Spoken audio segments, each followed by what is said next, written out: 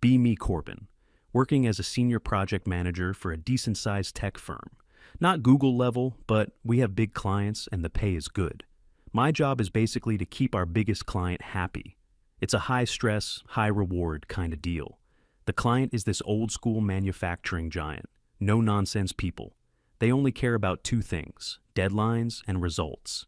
For 5 years, I've delivered both without fail. Our team was a well-oiled machine. A few guys, a few girls, nobody cared. We just got the work done. Life was pretty straightforward. Then Juliana arrived. She was a new hire, brought in from outside to be the new department head. The announcement email was full of corporate buzzwords: synergy, paradigm shift, forward-thinking leadership, standard stuff, I guess. The first all-hands meeting with her was something else. It must have been a Monday morning because the coffee hadn't kicked in yet. She gets up on the little stage in the main conference room, starts with a big bright smile that doesn't quite reach her eyes. We all expected the usual, happy to be here, let's hit our target speech. We did not get that. Instead, we got a 30-minute lecture. It was about the need to dismantle the historically patriarchal structures within our corporate environment. She talked about unconscious bias, emotional labor, and the oppressive nature of traditional workplace hierarchies. I remember looking over at one of the senior engineers, a guy who'd been with the company for 20 years. He just looked completely baffled. She finished by announcing her mission: to foster a new culture of inclusivity and to amplify marginalized voices. The room was awkwardly silent for a moment before a few people started clapping. We all just sort of filed out, not sure what to make of it all. A few days later, I got a meeting invite from her, just the two of us. I figured it was a standard introductory meeting, a chance for her to get up to speed on the big accounts. I prepared a full report: progress charts, budget breakdowns, client feedback summaries. I walk into her office. It's already been redecorated, lots of abstract art and inspirational quotes on the walls. I sit down and put my report on her desk. She doesn't even look at it. She leans forward and asks me how I would describe the power dynamics within my team. I was a bit thrown. I told her we have a flat structure, that everyone contributes, and the best idea wins, regardless of who it comes from. She just nodded slowly, like a therapist listening to a patient. She then asked if I ever felt that my communication style could be perceived as authoritative. I tried to steer the conversation back to the project. I mentioned we had a major deadline coming up, and that the client was expecting a prototype demonstration. Her response was that deadlines are often social constructs designed to enforce workplace dominance. The whole conversation felt like I was speaking a different language. I was talking about numbers and deliverables. She was talking about feelings and invisible forces. I left that meeting feeling a definite sense of unease. About a week later, the hammer dropped. I got a summons from HR. That's never a good sign. The HR lady had that professionally sympathetic look on her face. She explained that the company was undergoing a strategic restructuring of my department. My role, she said, had been deemed redundant. Redundant. After 5 years of exceeding every target and getting stellar performance reviews, they offered me a severance package. A pretty generous one, I have to admit. Or, she said, I could accept a transfer to the internal logistics department. It was a clear step down, less responsibility, less pay, and zero client interaction. It was a classic case of being managed out. They didn't have grounds to fire me, so they were making my position so unappealing that I'd quit. I thought about it for a minute. My pride was telling me to take the money and walk. But something else, a kind of morbid curiosity, made me pause. I wanted to see what would happen next. So, to the complete surprise of the HR lady, I accepted the transfer. The next day, Juliana sent out a company-wide email. It was a masterpiece of corporate speak. It announced the successful completion of her departmental realignment. It celebrated the creation of a new, dynamic, all-female project team to handle the company's most important client account, my old account. She introduced the new team members. The new team lead was a woman named Sadie. I knew Sadie. She was ambitious, politically savvy, and very good at taking credit for other people's work. Then there was Brooklyn. She was a recent hire, fresh out of college, always talking about the importance of creating safe spaces in the break room. Her professional experience was basically zero. The final member was Noe. Noe was a quiet but brilliant software engineer who had been in another department. She was genuinely talented, probably one of the best coders in the company. I felt a little bad for her. She was a workhorse, not a politician. The email ended with a triumphant line about this being a bold step towards a more equitable and collaborative future. I read the email sitting at my new, smaller desk in the logistics department and just shook my head. The circus was about to begin. My new job was painfully boring. I went from managing a multi-million-dollar project to coordinating office supply orders. But it had one perk. I had a lot of free time, and I still had friends in my old department. The stories started trickling in almost immediately. The first big team meeting for the new project was apparently a disaster. My friend told me it was scheduled for 2 hours to plan the first project sprint. Instead of discussing tasks and timelines, Brooklyn insisted that they couldn't begin working until they had established a circle of trust. She proposed that each team member go around and share a story about a time they felt marginalized by the patriarchy.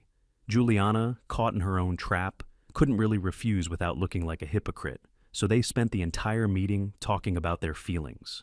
Sadie, being the shark she was, apparently used the opportunity to subtly undermine Juliana. She shared a story about a previous manager who had a top-down leadership style that stifled creativity, looking pointedly at Juliana the whole time. Noe, according to my friend, just sat there in silence, looking like she wanted the floor to swallow her up. Not a single line of code was discussed. The project was already a day behind schedule. This became the new normal. Their daily stand-up meetings, which are supposed to be a quick 15-minute check-in, regularly stretched into hour-long therapy sessions. Brooklyn would frequently interrupt technical discussions to ask how a particular decision made everyone feel. Any disagreement was framed not as a professional difference of opinion, but as a personal attack.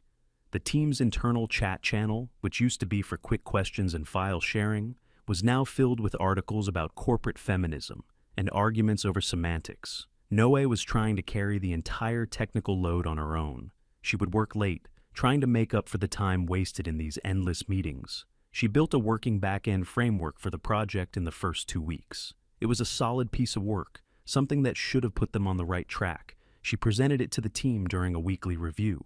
The feedback she got was unbelievable. Brooklyn complained that the technical documentation was intimidating and used gendered language. She pointed to the terms master and slave databases, which are standard industry terms, as evidence of a problematic mindset.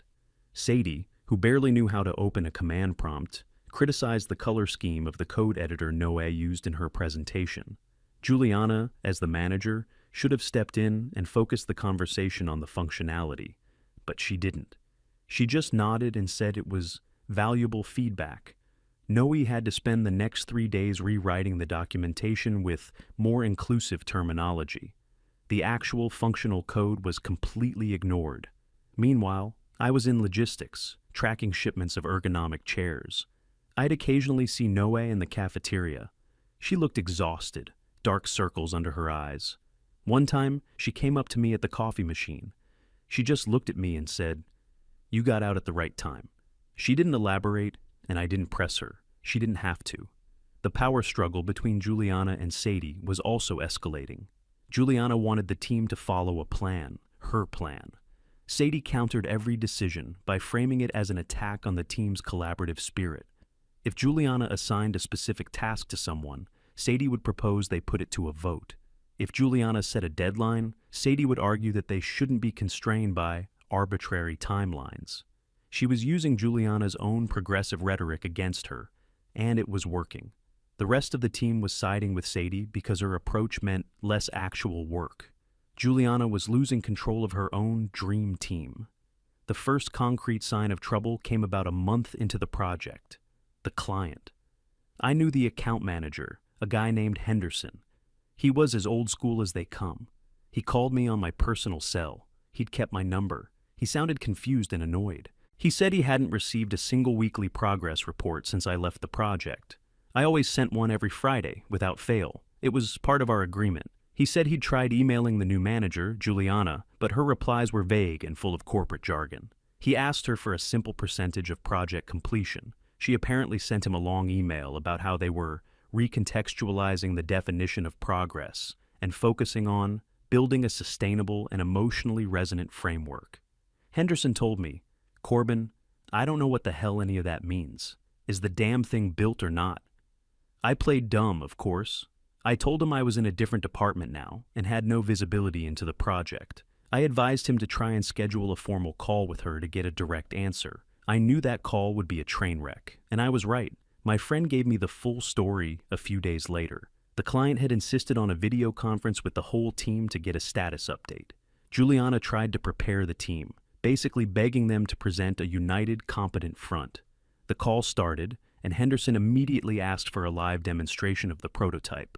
The prototype that Noe had finished weeks ago, but was still being held up by arguments over inclusive documentation. There was a panicked silence from the team. Juliana tried to deflect, talking about the ideation phase they were in. Henderson wasn't having it. He said, "The proposal said you'd have a functional prototype by this date."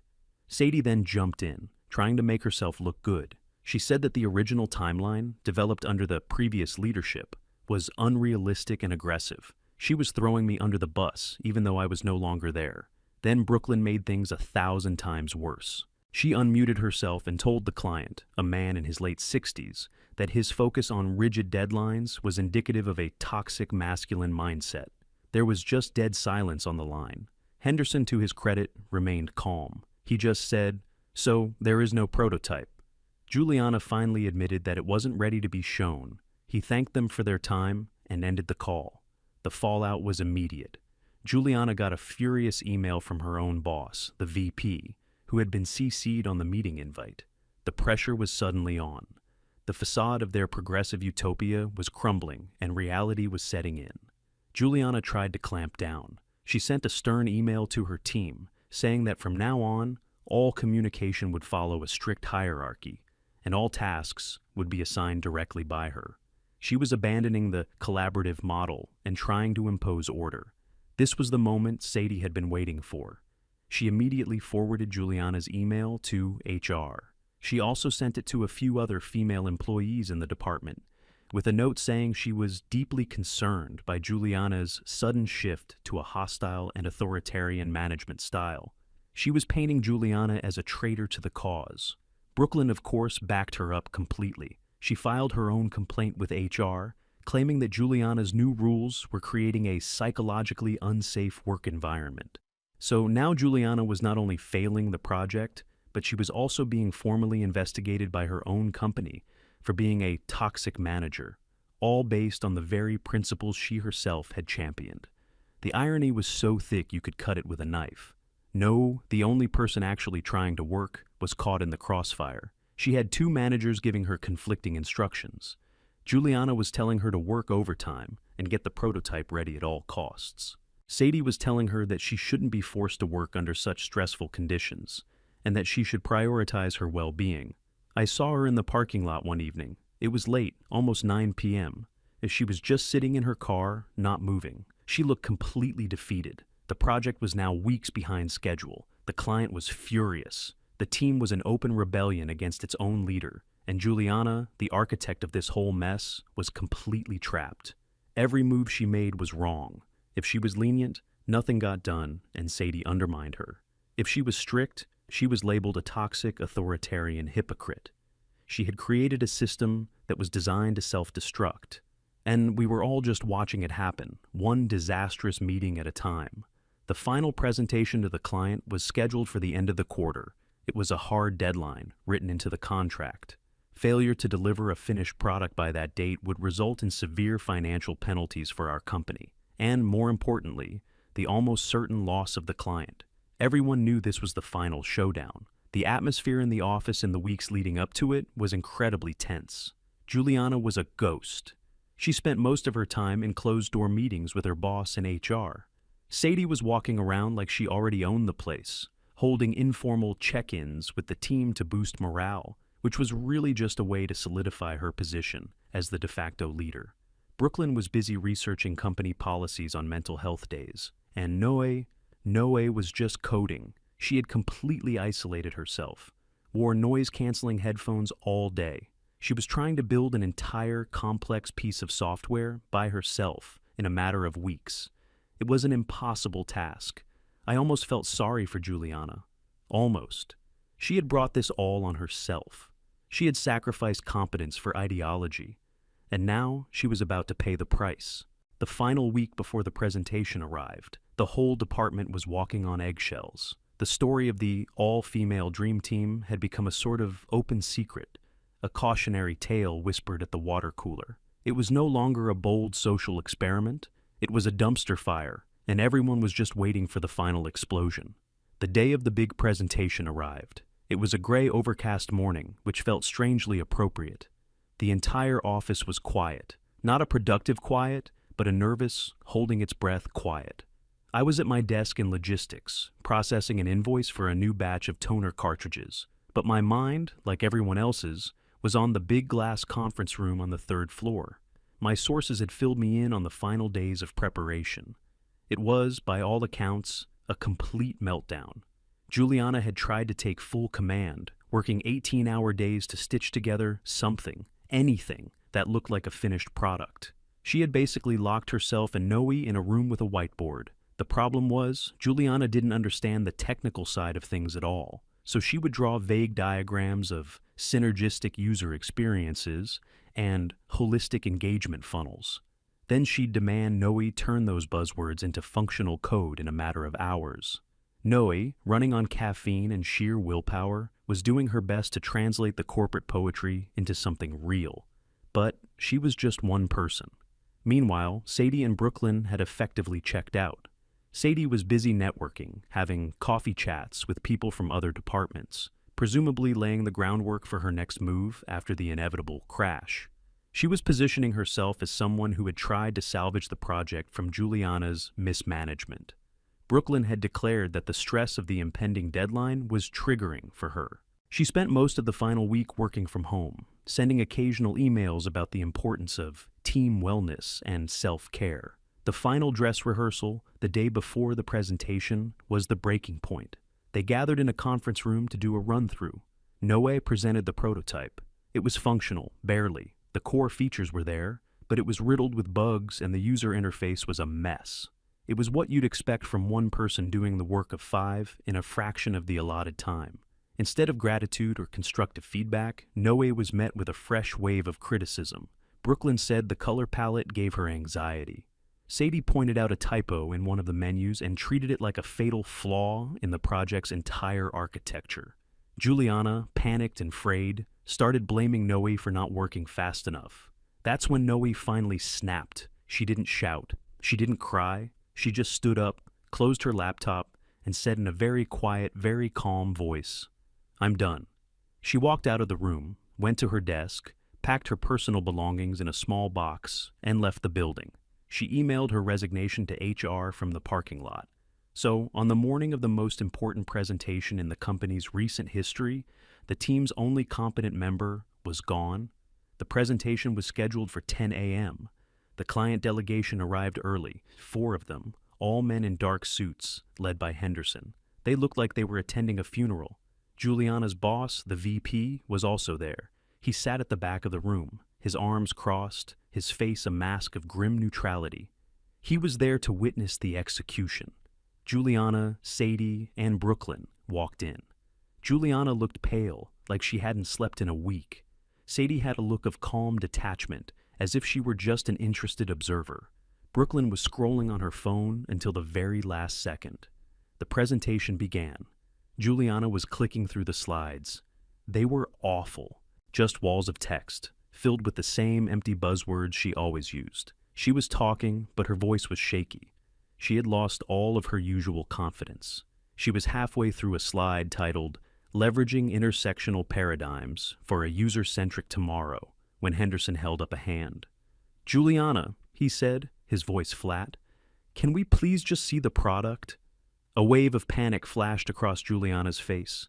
She stammered something about wanting to provide the proper strategic context first. Sadie saw her opening and jumped in. "What Juliana means," she said, cutting her off, "is that the product is best understood as a part of a larger philosophical framework." She was trying to sound smart, but it just made things worse. Henderson's eyes narrowed. "I don't need a philosophy lesson. I need to see the software that my company has paid 7 figures for." There was no more hiding. Juliana took a deep breath and navigated to the prototype, or what was left of it. Without Noe there to run it properly, it was a catastrophe. Juliana clicked on the login button. An error message popped up. She tried again. The same error. She started clicking frantically, a bead of sweat running down her temple. Sadie tried to intervene again, saying there must be a compatibility issue with the conference room's projector. One of the client's technical guys, a younger man, spoke up. "That's a database connection error. It has nothing to do with the projector." The room fell silent. The lie had been exposed, instantly and clinically. The humiliation was palpable.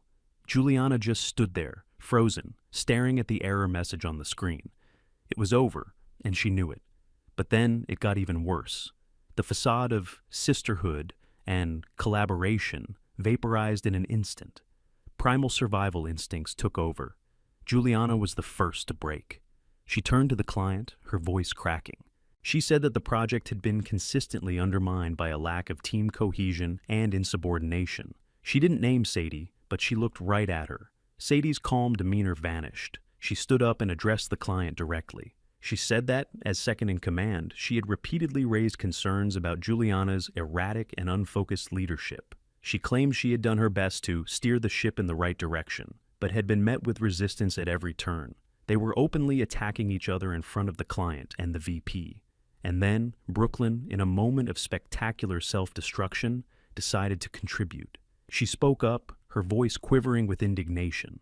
She looked at Henderson and said that she felt his aggressive and demanding line of questioning was creating a hostile environment.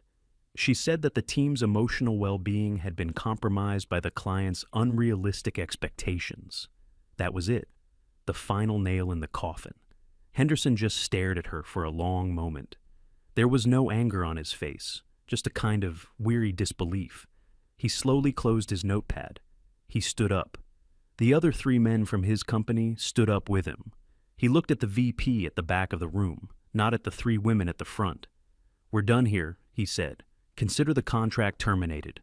And then they just walked out of the room. They didn't slam the door. They didn't shout.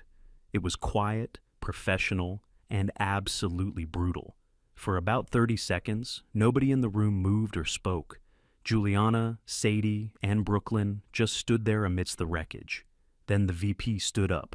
He walked to the front of the room, his footsteps echoing in the silence. He looked at the 3 of them, one by one. Then he looked at Juliana and said just 2 words. "My office, now." He turned and walked out. Juliana followed him like a robot, her face completely blank. The news spread through the company faster than a wildfire. The loss of our biggest client. The public implosion of Juliana's dream team. It was the only thing anyone was talking about. Juliana was fired before lunch. She was escorted out of the building by security, carrying her inspirational quotes in a cardboard box. There was no company-wide email announcing her departure. She just vanished. Sadie's political maneuvering had failed spectacularly. She wasn't fired, but she was seen as toxic. Her attempt to blame Juliana had backfired, making her look treacherous and unprofessional in front of the VP. She was demoted and moved to a do-nothing role in the marketing department. Her career at the company was effectively over. Brooklyn was part of the round of layoffs that was announced the following week to offset the financial impact of the lost contract. Nobody was surprised. As for Noe, I heard she got a job at a major competitor within a week, a senior engineering role with a massive pay raise. Good for her. The dust began to settle. The company was in crisis mode. The stock price took a hit. Morale was at an all-time low. I just kept my head down in the logistics department, ordering staples and managing spreadsheets. About a week after the presentation disaster, I got an email. It was from the VP's executive assistant. The subject line was simple: meeting. I walked into the VP's office, the same one Juliana had been summoned to before she was fired. He looked tired, but he got straight to the point. He said the company was in a difficult position. He said they had made a mistake. He didn't mention Juliana by name. He just talked about a failed leadership experiment. He said that their #1 priority was trying to salvage the relationship with the client. He told me that Henderson had specifically mentioned my name in his final conversation, noting that things never went wrong when Corbin was in charge. Then he made me an offer. He wanted me to head a new special projects team, a crisis team, basically. My first task would be to go back to the client, hat in hand, and try to win them back. He offered me my old job back, with a new title, a significant raise, and complete autonomy to build my team however I saw fit. I don't care who you hire, he said. Male, female, young, old. I just care about one thing, competence. Find me the most competent people for the job. I told him I'd do it. The next Monday, I walked back into my old office. The abstract art and inspirational quotes were gone. It was just a blank canvas. It felt good. I spent the whole morning on the phone with HR and various department heads. I was building my new team. I brought back the senior engineer who had been baffled by Juliana's speech. I hired a sharp young woman from the analytics department who was known for being a data wizard. I called a guy I used to work with who had left the company a year ago, one of the best project architects I knew, and convinced him to come back. The list of names on my notepad was a mix of men and women. The only thing they had in common was that they were all very, very good at their jobs. My last action of the day was to open up my email. I drafted a message to Henderson. It was short and to the point. I apologized for the recent breakdown in communication. I informed him that I was back in charge of his account, and I asked if he would be willing to give us one more chance, a 30-minute call, to show him a concrete plan for how we were going to fix this. I hit send. Then I leaned back in my chair. There was a mountain of work to do, a disaster to clean up. But for the first time in months, things felt clear. The noise was gone. The ideology was gone. There was just the work, and a team of capable people ready to do it. It was a good start.